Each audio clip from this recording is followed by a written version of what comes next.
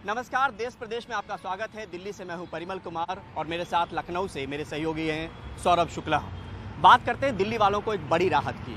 जिस मास्क को करीब 2 साल से लोग चेहरे पर लगाए रहे, अब उस पर चर्चा हो रही है कि उसको हटा लिया जाए, जो उस पर जुर्माना लग रहा था। डीडीएमए की बैठक में ये फैसला किया गया कि मास्क जो है अब पहनने पर जुर्माना नहीं लगेगा। हालांकि औपचारिक ऐलान इसका होना बचा हुआ है, लेकिन आपको ये भी बता दें कि मास्क नहीं लगाने पर 500 रुपये के जुर्माने का प्रावधान था।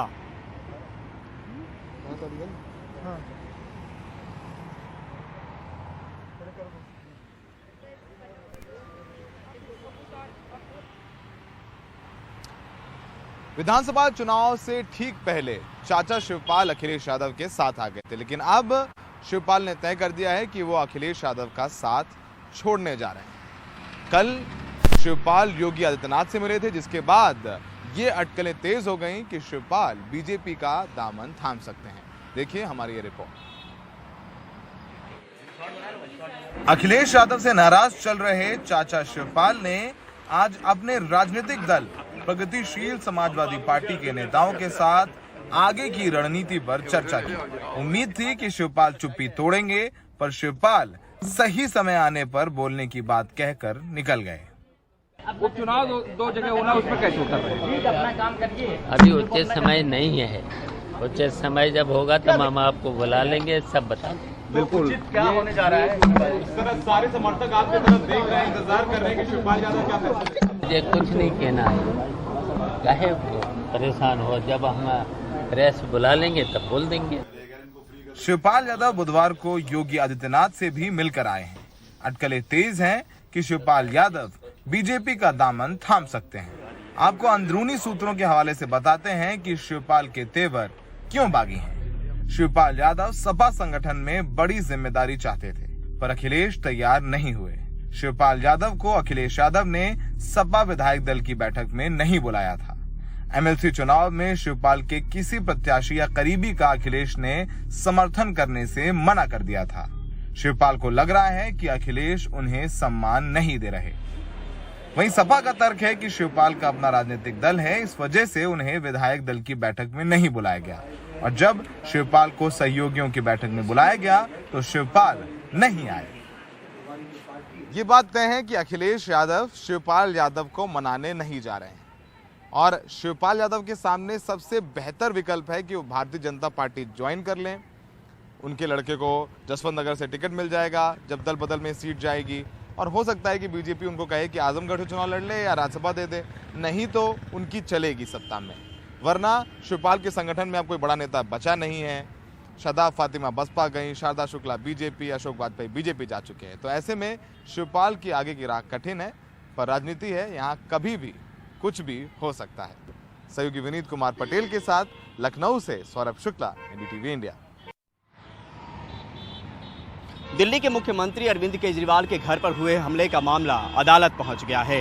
आम आदमी पार्टी के विधायक सौरभ भारद्वाज ने हाईकोर्ट में अर्जी लगाई कि इस मामले की एसआईटी से जांच करवाई जाए।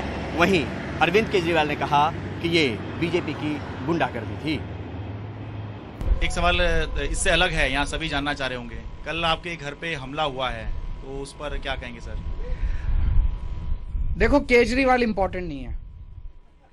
मैं बहुत छोटा आदमी हूं, इस देश का एक आम नागरिक हूं। देश के लिए मेरी जान भी हाजिर है, लेकिन मेरे को यह लगता है कि इस तरह की गुंडागर्दी से देश आगे नहीं बढ़ने वाला।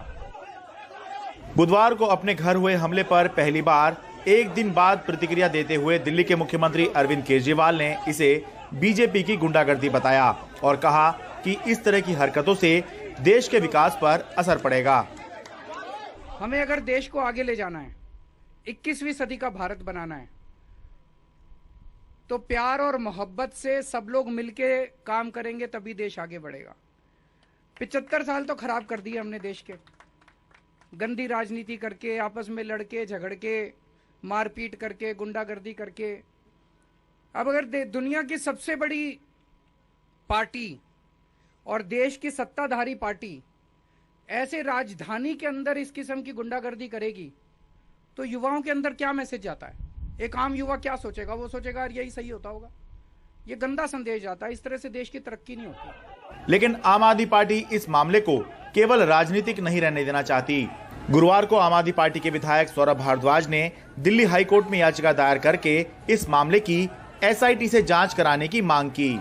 वाई कैटेगरी की सिक्योरिटी वाले मुख्यमंत्री, जिनके घर के बाहर दिल्ली पुलिस के दर्जनों अधिकारी खड़े हुए थे, मूक दर्शक बन के साइड में खड़े थे और मुख्यमंत्री के घर पे हमला किया गया, तोड़फोड़ की गई, नारेबाजी की गई।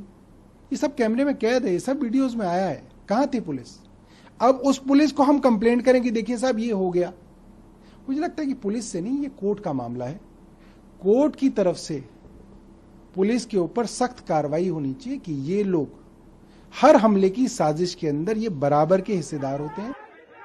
इस मामले में सीधा आरोप बीजेपी पर है। बुधवार को बीजेपी सांसद तेजस्वी सूर्या के नेतृत्व में बीजेपी कार्यकर्ता पुलिस बैरिकेड तोड़कर मुख्यमंत्री आवास पहुंचे थे। इसी दौरान केजरीवाल के घर के दरवाजे पर रंग पोता गया, सीसीटीवी कैमरा और सिक्योरिटी बैरियर तोड़ा गया।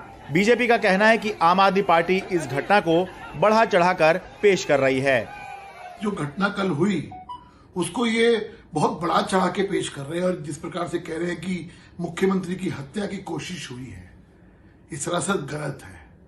चूंकि आज आम आदमी पार्टी और अरविंद केजरीवाल विधानसभा में हुई घटना के ऊपर जो हंसे थे कश्मीरी पंडितों को लेके, उस पे वो एक्सपोज हो चुके हैं। पूरा हिंदुस्तान आज गुस्से के अंदर है। दिल्ली पुलिस ने इस मामले में अभी तक 8 लोगों को गिरफ्तार किया है।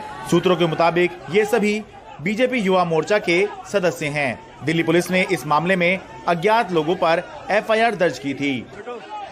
मुख्यमंत्री के घर की सुरक्षा की जिम्मेदारी दिल्ली पुलिस की है। ये हमला इसलिए हो सका क्योंकि कहीं ना कहीं दिल्ली पुलिस अपना काम करने में चूकी।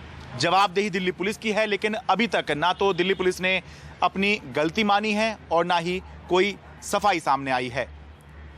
दिल्ली से अपने कैमरा सहयोगी एजी जोसेफ के साथ मैं शरद शर्मा, एनडीटीवी इंडिया। आज फिर देश भर में पेट्रोल और डीजल की कीमतों में 80 पैसे का इजाफा हो गया। पिछले 10 दिन में ये नवी बार है जब पेट्रोल डीजल की कीमतें बढ़ी हैं। यानी पिछले 10 दिन में पेट्रोल प्रति लीटर 6 रुपये 40% महंगा हो गया है। आपको बताएं, इस पर विपक्ष केंद्र पर हमलावर है। आज पेट्रोल डीजल की बढ़ती कीमतों के खिलाफ कांग्रेस ने लोकसभा से वॉकआउट किया। विजय चौक पर कांग्रेसी सांसदों ने प्रदर्शन किया। राहुल गांधी ने कहा कि बढ़ती कीमतों से आम आदमी परेशान है, सरकार तेल के दाम कंट्रोल करे। राहुल गांधी ने यह भी कहा कि उनकी पार्टी पूरे देश में इसके खिलाफ विरोध प्रदर्शन करेगी।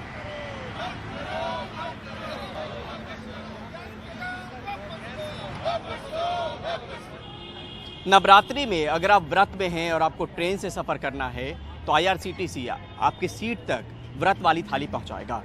ये दरअसल 2 अप्रैल से ये इंतजाम जो है वो शुरू हो जाएगा। 2 अप्रैल से वो थाली मिलने लगेगी और पहली बार ये ऐसा है कि जब IRCTC ने व्रत की थाली का इंतजाम किया है और सीधे आप 3 माध्यम से इसको बुक कर सकते हैं और अपनी सीट पे मंगवा सकते हैं। देखिए रिपोर्ट। नवरात्रि के दौरान आपका व्रत हो और ट्रेन का सफर लंबा है तो आप अपनी बर्थ पर व्रत की थाली ऑर्डर कर सकते हैं। कुछ इस तरह की थाली आपकी सीट पर IRCTC मुहैया करवाएगा। कीमत 99 रुपए से 250 रुपए के बीच होगी। कीमत सबसे कम जो कीमत हम लोगों ने रखी है भोजन का, वो साबूदाने की खिचड़ी का कीमत रखा है, हम लोगों ने बनाया है और वो 99 रुपये का रखा है। ये कीमत जो है वो 4 अलग अलग तरह की थालियां हैं और करीब करीब ये 250 रुपये तक जाएंगी। इसमें फ्रेश जूस भी होगा, फलाहार का भी प्रोविज़न रखा हुआ है। फिर हम लोगों ने साबूदाने की खिचड़ी के साथ साथ कुट्टू के आटे का पकोड़ा और उसकी खास करके उसकी रोटियां, ऐसी सब चीज़ें रखी हैं।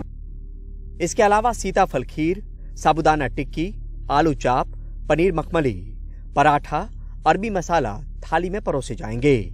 इसमें न प्याज होगा और न ही लहसुन। यह खाना सेंधा नमक, घी और सफेद मक्खन से तैयार किया जाएगा। 1323 हाँ, इसके ऊपर आप डायल करिए और खाने का ऑर्डर दे दीजिए।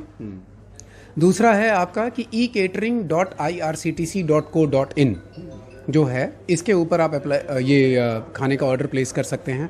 और तीसरा सबसे इम्पॉर्टेंट है जो ऐप के जरिए भी आप प्लेस कर सकते हैं। फूड ऑन ट्रैक IRCTC का अपना एक ऐप है, ये ऐप आप डाउनलोड करिए, खाने का ऑर्डर प्लेस कर दीजिए। इस नई शुरुआत के जरिए IRCTC आने वाले व्रत के दौरान भी मुसाफिरों को ऐसी थाली परोसता रहेगा। नई दिल्ली से Parimal Kumar, NDTV India.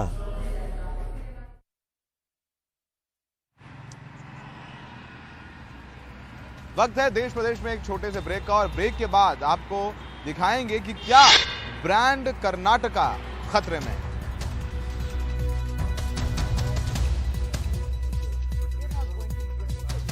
Biocon की मालकिन किरण मजूमदार शॉ ने उद्योगपति होने के बावजूद सांप्रदायिकता के खिलाफ बोलने की हिम्मत दिखाई। उन्होंने ट्वीट कर कहा कि अगर कर्नाटका में बढ़ रही सांप्रदायिकता को नहीं रोका तो अंतर्राष्ट्रीय स्तर पर कर्नाटका की छवि खराब हो सकती है। देखिए ये रिपोर्ट। कर्नाटक में हलाल मीट के खिलाफ विशेष अभियान। इन पर्चियों के जरिए हिंदुओं से दक्षिणपंथी संगठन अपील कर रहे हैं कि वो मुस्लिम दुकानों से हलाल मीट न खरीदें।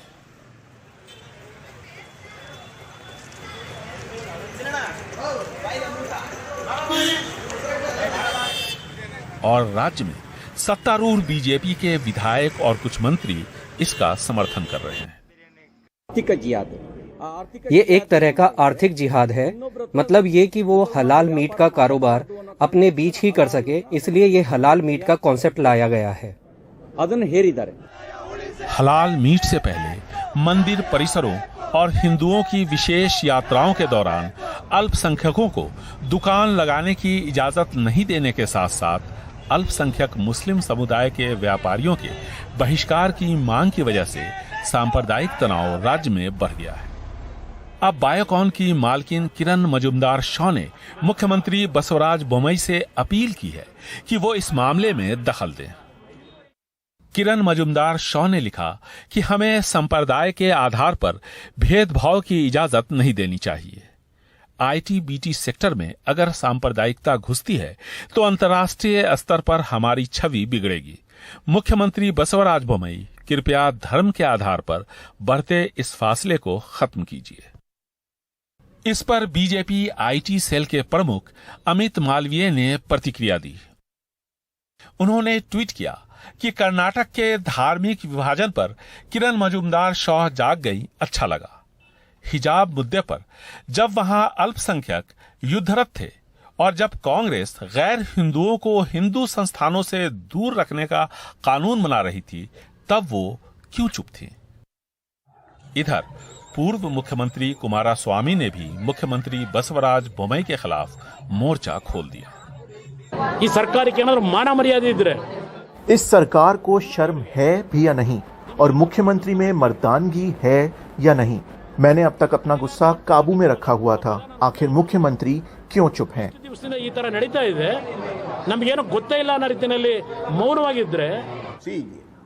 बहुत से संगठन कभी कुछ बैन करने की मांग करते हैं, कभी कुछ और करते हैं। हमें पता है कि किसका जवाब देना है और किसका नहीं। जहां जरूरत नहीं है वहां हम ध्यान नहीं देते। समाज धर्म के आधार पर बंट रहा है, धार्मिक उन्माद लगातार बढ़ रहा है। वो युवा जो कल तक अपनी बेरोजगारी को लेकर चिंतित थे, आज एक दूसरे संप्रदाय के खिलाफ नफरत फैलाने में व्यस्त हैं और नेता अपनी राजनीति में। नुकसान ब्रांड कर्नाटक का हो रहा है। बेंगलुरु से कैमरामैन कुमार के साथ निहाल किदवई, NDTV इंडिया।